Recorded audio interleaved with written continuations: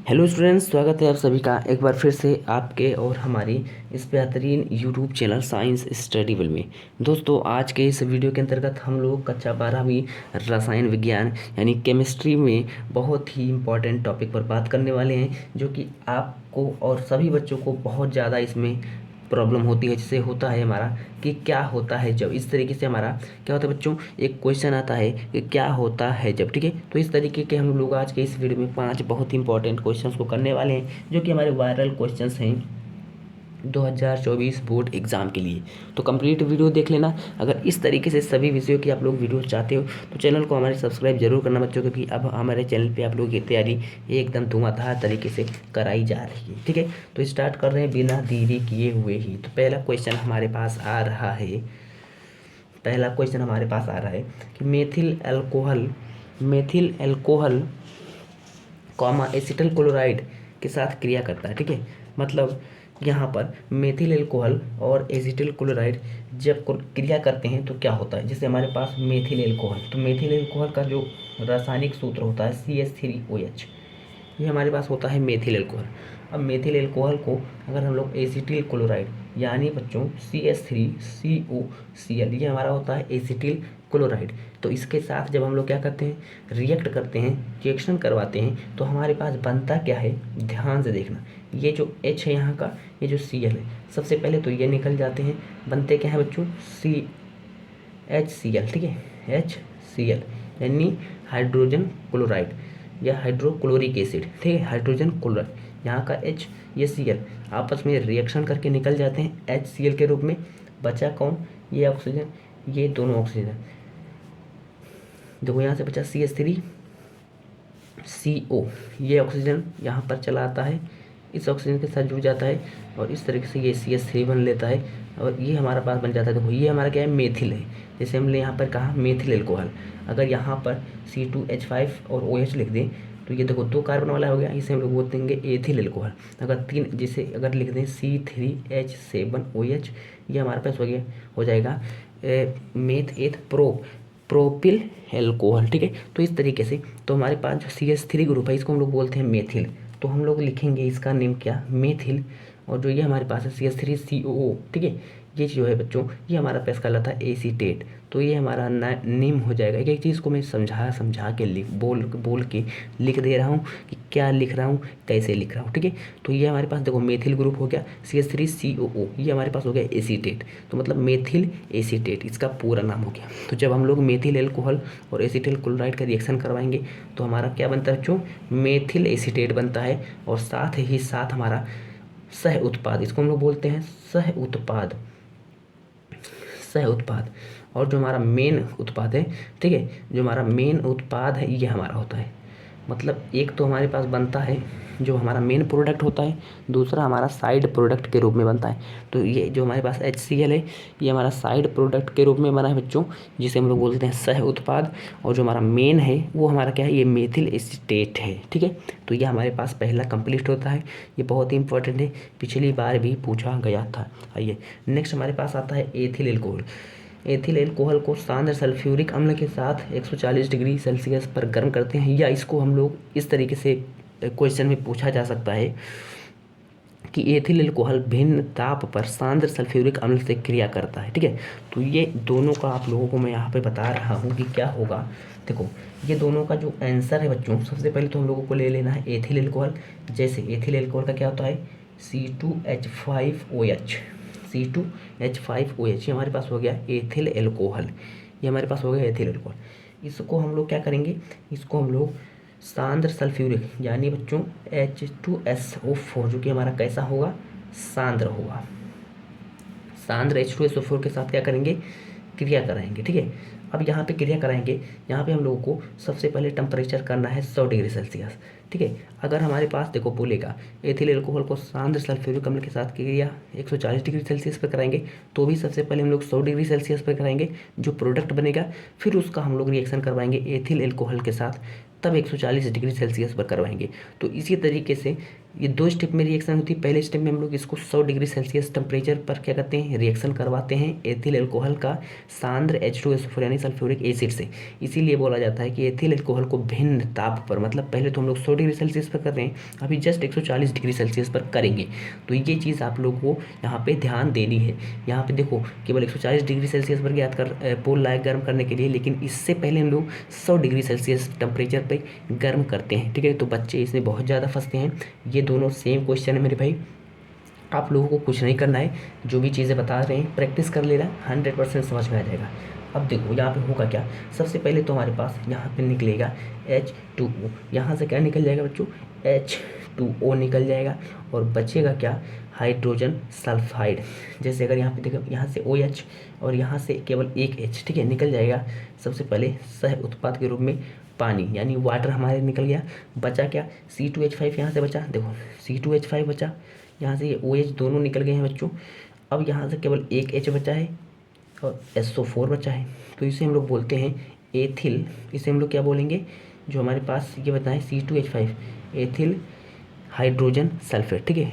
Ethyl, ethyl हो गया, ये हाइड्रोजन हो गया, हाइड्रोजन, और ये जो हमारे पास SO4 बना इसे हम लोग बोलते हैं सल्फेट। तो एथिल हाइड्रोजन सल्फेट बन गया। समझ में आ रही है ना बातें।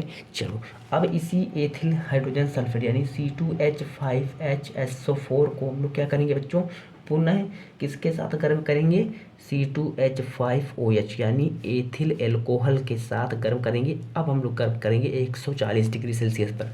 यही बोला जा रहा है कि भिन्न भिन्न ताप पर। एक बार हमने 100 डिग्री सेल्सियस पर गर्म किया, अब हम लोग 140 डिग्री सेल्सियस पर ज्ञात गर्म करेंगे, ठीक है। तो आप लोगों को टेंशन नहीं लेनी है, बस थोड़ी सी प्रैक्टिस करनी है, समझ में आ जाएगी। यहाँ से देखो, यहाँ से पुनः H2SO4, यहाँ से H, यहाँ से OH, इस तरीके से मिलके H2SO4 बना लेगा। और देखो यहाँ से बचा क्या, प्लस C2H5O, यहाँ से बचा C2H5O केवल बचा है बच्चों, क्योंकि हाइड्रोजन यहाँ से निकला है, और यहाँ से ये HSO4 दोनों आपस में मिल करके क्या बना लिए हैं, H2SO4 बना लिए हैं। और यहाँ पे क्या बनेगा, C2H5O बचा, और यहाँ से केवल C2H5 बचा, ठीक है। तो ये हमारे पास हो गया ऑक्सीजन। जब हमारे पास R बॉन्ड R, इस तरीके से R जहाँ पर क्या है, हाइड्रोकार्बन, जैसे हमारे पास मेथिल हो सकता है, एथिल हो सकता है, प्रोपिल हो सकता है, ठीक है, ये सब। तो यहाँ पर देखो एथिल है, एथिल है, यहाँ पे एथिल है, तो 2 आ रहा है, तो इसके लिए हम लोग यूज़ करेंगे डाई। दोनों ग्रुप सेम है ना, देखो दोनों ग्रुप सेम है, ये हो गया डाई। अब डाई हो गया, अब दोनों क्या है, एथिल है, एथिल है कि नहीं, 2 कार्बन वाला है एथिल है, अगर 1 कार्बन वाला होता तो मेथिल होता, 3 कार्बन वाला होता तो प्रोपिल होता, ठीक है ना। तो ये हमारे पास हो गया डाई एथिल। अब ये O अगर दोनों साइड से R ग्रुप से जुड़ा हो, बीच में केवल ऑक्सीजन हो, तो हमारा क्या होता है, ईथर होता है, तो हमारा हो जाएगा डाई एथिल ईथर। तो यहाँ पर हमारा die ethyl ether main product बनता है, और ये पुनः निकल जाता है H2SO4 हमारा किसके रूप में बच्चों, सह उत्पाद के रूप में, साइड प्रोडक्ट के रूप में, ठीक है। तो ये बहुत ही महत्वपूर्ण है, 2 स्टेप में होने वाली रिएक्शन है, ठीक। आइए थर्ड क्वेश्चन हम लोग कर लेते हैं। थर्ड क्वेश्चन है मेथॉक्सी बेंजीन। तो इसका सबसे पहले तो आप लोगों को याद होना चाहिए फॉर्मूला। तो मेथॉक्सी बेंजीन हमारे पास होता है बेंजीन पर OCH3, ये हमारे पास हो गया मेथॉक्सी बेंजीन, ठीक है। अब इसका रिएक्शन हम लोग हाइड्रोजन आयोडाइड यानी HI से, आप लोगों से यहाँ पे पूछा जाता था हाइड्रोजन क्लोराइड यानी HCl, hydrogen fluoride HF, hydrogen bromide HBr, hydrogen iodide तो कुछ पूछा ही है। इस तरीके से किसी भी से पूछा जा सकता है, सेम रिएक्शन होगा। यहाँ पे क्या होगा बच्चों, यहाँ पे हमारे पास बनेगा फिनॉल, यहाँ से हमारे पास क्या बनेगा, ओनली बनेगा फिनॉल, OH बनेगा, फिनॉल बनेगा। जबकि देखो ये CH3, ये I, CH3 इसके साथ चलाएगा, निकल जाएगा CH3I, यानी बच्चों यहाँ पे क्या हो जाएगा, यहाँ पर बन जाएगा मेथिल आयोडाइड, मेथिल आयोडाइड, या अगर इसको हम लोग देखें तो हो जाएगा आइडोमेथेन, ठीक है, आइडो इथेन। और यहाँ पे ये जो तो ऑक्सीजन अकेले रह जाएगा, फिर ये हाइड्रोजन यहाँ पे इसके साथ चला जाएगा, तो ये हमारे पास आ जाएगा बेंजीन पर OH। जब बेंजीन पर OH आता है तो हमारा बनता है फिनॉल। तो इम्पॉर्टेंट रिएक्शन है बच्चों। अगर इसी तरीके से अगर यहाँ पे मान लो HBr होता हाइड्रोजन ब्रोमाइड, तो Br के साथ CH3 चला जाता है तो बनता CH3Br। ठीक है, अब इसका नेम क्या लिखेंगे, मेथिल ब्रोमाइड। मेथिल ब्रोमाइड लिख सकते हैं या ब्रोमो मीथेन लिख सकते हैं। ठीक है, ब्रोमो मीथेन, तो इस तरीके से ये कर लेना है। और बाकी फिनोल तो हमारा बनेगा ही, क्योंकि ये साइड प्रोडक्ट है। साइड प्रोडक्ट अलग अलग होंगे, लेकिन जो हमारा मेन प्रोडक्ट होगा वह अकेले बनता है। ठीक है, ये ध्यान रखना है। चलो नेक्स्ट क्वेश्चन हमारे पास है फिनॉल। तो फिनॉल तो अभी जस्ट बना ही है, तो फिनॉल का आप लोगों को फॉर्मूला याद होना चाहिए। ये होता है फिनॉल। अब इसको हम लोग जिंक के साथ क्या करते हैं बच्चों, जिंक चूर्ण के साथ, ये जो होता है हमारा चूर्ण होता है, चूर्ण के फॉर्म में, इसके साथ हम लोग हीट करेंगे तो यहाँ पे क्या होगा, ध्यान से देखना। ये जिंक इस ऑक्सीजन को लेकर के ZnO बना देगा। ZnO यानी जिंक ऑक्साइड बचेगा। क्या बचेगा, केवल हमारा अकेले बेचारा ये बेंजीन, ये हमारा बेंजीन बचता है। ये सभी जगह हमारे हाइड्रोजन होते हैं, अगर सभी जगह एक एक हाइड्रोजन होते हैं, मैं इस तरीके से चाहूँ तो दिखा भी सकता हूँ। ठीक है, बस यहाँ के केवल ये मत समझना कि यहाँ का जो ऑक्सीजन निकल के आया तो यहाँ पर एक H बचा है तो बेंजीन नहीं होगा। H सभी जगह पर, एक एक H सभी जगह पर हमारे होते हैं बच्चों। ठीक है, तो टेंशन नहीं लेनी है, यही हमारी होती है बेंजीन। नहीं समझ में आ गया तो बेंजीन का मैं स्ट्रक्चर भी आप लोगों को बना के दिखा दे रहा हूँ, क्योंकि एक एक चीज़ मेरा काम है, एक एक चीज़ आप लोगों को बताना। ठीक है, इस तरीके से हमारा बेंजीन का स्ट्रक्चर होता है। यहाँ डबल बॉन्ड, यहाँ सिंगल, यहाँ डबल, यहाँ सिंगल, यहाँ डबल, इस तरीके से इस कार्बन की वैलेंसी अब देखो पूरी होगी 2 1 3 1 4। यहाँ पर भी एक हाइड्रोजन, यहाँ पर भी एक हाइड्रोजन, यहाँ पर भी एक हाइड्रोजन, यहाँ पर भी एक हाइड्रोजन, यहाँ पर भी एक हाइड्रोजन, ये हो गया। यही तो है, यही तो मैंने यहाँ पर बताया है, देखो इस तरीके से। ठीक, तो ये अनुनाद के कारण इस तरीके से हम लोग इसको दर्शाते हैं, और नहीं तो इस तरीके से भी करते हैं। तो इस तरीके से करने से बढ़िया है आप लोग इस तरीके से कर दो, ये भी सही होता है। ठीक है, बस ये अनुनाद के कारण ये वाला इस यहाँ पर स्ट्रक्चर होता है। मान लो बोल दे कि क्यों हम लोग ऐसे कर रहे हैं, तो अनुनाद के कारण। ठीक है, अनुनाद के कारण इसका जो ये बॉन्ड है, आप लोग इसका जब अनुनाद करोगे तो इसका बॉन्ड जो है, ठीक है, इस तरीके से कभी यहाँ आएगा फिर यहाँ आएगा, मतलब चारों तरफ इसका बॉन्ड होता है डबल वाला। ठीक है, हल्का हल्का, तो इसीलिए हम लोग इसको यहाँ पर ये कर देते हैं, ताकि इसका बॉन्ड यहाँ पर भी हो सकता है, यहाँ पर भी, यहाँ पर भी, यहाँ पर भी, ये प्रदर्शित करता है। ठीक है ना, तो वो तो बहुत डेप्थ में हो जाएगा, वो नहीं ध्यान देना है। बस यहाँ पे फिनॉल का क्रिया जब हम लोग जिंक चूर्ण के साथ कराते हैं, हीट करते हैं इसको, और हीट हमारा होता है लगभग 25 से 30 डिग्री सेल्सियस, जो हमारा रूम टेम्परेचर होता है जनरली। ठीक है, तो रूम टेम्परेचर पे जब हम लोग हीट करेंगे तो यहाँ पे ZnO यानी जिंक ऑक्साइड निकलेगा और बेंजीन हमारा बनेगा। तो मैं बेंजीन का स्ट्रक्चर आप लोगों के यहाँ पे सामने बना भी दिया हूँ। एथिल आयोडाइड, आइए C2H5I, एथिल आयोडाइड, या यहाँ पे आप लोगों से मेथिल आयोडाइड भी पूछ सकता है, जो भी बोले बस कॉन्सेप्ट को समझना। सोडियम एथॉक्साइड, यानी बच्चों अगर हम लोग देखें तो C2H5O, यानी ये हमारे पास हो गया सोडियम एथॉक्साइड। अगर यहाँ पे CH3 केवल होता कि CH3O और फिर Na होता तो सोडियम मेथ ऑक्साइड होता। ठीक है, यहाँ पर देखो C2H5 एथ है, अगर CH3 केवल होता तो मेथ होता है। देखो एक एक चीज़ में बताते हुए चलना बच्चों, ताकि अगर थोड़ा सा हल्का सा नेम उल्टा कर दे, मतलब नेम थोड़ा सा चेंज कर दे, तो आप लोग टेंशन में ना जाओ। एथिल एल्कोहल है, मेथिल एल्कोहल पूछ ले बच्चों तो CH3 केवल आई हो जाएगा। मेथिल ब्रोमाइड पूछ ले, मेथिल ब्रोमाइड तो CH3Br आप लोग यहाँ पर लिखोगे। ठीक है, तो इस तरीके से चीज़ों को समझते हुए चलना, पूरे नंबर मिलने वाले हैं मेरे। तो जो भी मैं सब्जेक्ट आप लोगों को पढ़ाऊंगा पूरे नंबर उसमें मिलेंगे। हीट करेंगे बच्चों, क्या होगा, सबसे पहले यह Na इस आई को लेकर के निकलेगा सोडियम आयोडाइड के रूप में, और यहाँ पे हमारे पास बनेगा क्या बनेगा, यहाँ पे देखो C2H5O और जस्ट यहाँ पे C2H5 ये बनेगा।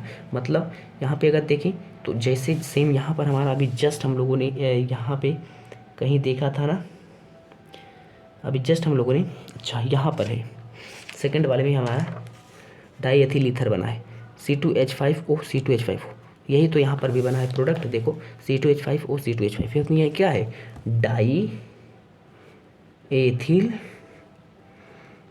ईथर। ठीक है, तो ये हमारे पास कंप्लीट आज के इस वीडियो में हम लोगों ने 5 इंपॉर्टेंट रिएक्शंस को पढ़ा है। बहुत ही इंपॉर्टेंट, बहुत ही फेमस, और सबसे महत्वपूर्ण बात ये है बच्चों, मैंने एक क्वेश्चन में आप लोगों को 2 3 टाइप के वेरिएशंस को बढ़ा दिया, ताकि अगर हल्का सा क्वेश्चन चेंज कर ले तो आप लोग उसको बना करके आओ, ताकि आप लोगों का पूरा मार्क्स आए और इस तरीके से आप लोग एक अच्छा मार्क्स अपने बोर्ड एग्जाम में क्या कर सकते हो, गेन कर सकते हो, अचीव कर सकते हो। ठीक है दोस्त, तो मिलते हैं इसी तरीके से नेक्स्ट वीडियो में। तब तक आप हमारे चैनल को सब्सक्राइब कर दीजिए और अपने दोस्तों के साथ भी शेयर जरूर करना। ठीक है, तो मिलते हैं बच्चों नेक्स्ट वीडियो, तब तक बने रहिए आप हमारे चैनल के साथ।